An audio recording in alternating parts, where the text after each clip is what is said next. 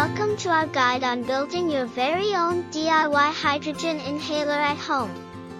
Today, we'll explore the exciting world of hydrogen inhalation, a rising trend in health and wellness. Many claim it can combat oxidative stress and inflammation, but can you really make an effective inhaler yourself? Let's dive in and find out.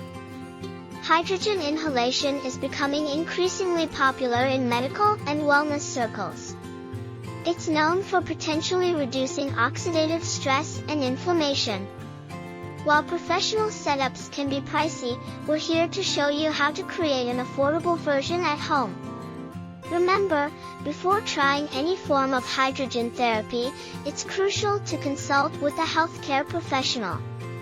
To start, let's gather the materials you'll need: plastic PET bottles, tubing, baking soda, citric acid, and water.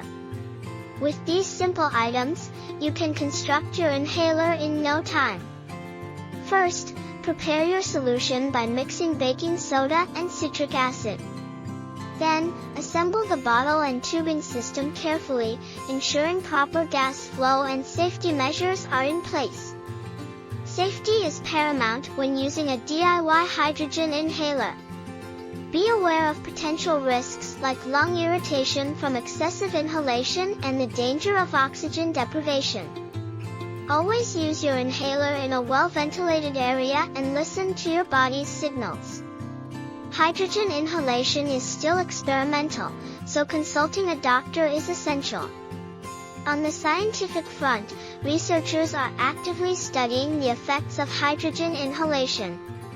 Current findings suggest it may help fight oxidative stress, reduce inflammation, and support brain function.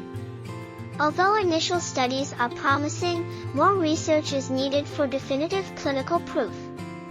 In conclusion, while hydrogen inhalation is an exciting area of research, it's vital to approach it responsibly. DIY hydrogen inhalers are accessible but must be used with caution. Always conduct your own research and consult experts before proceeding.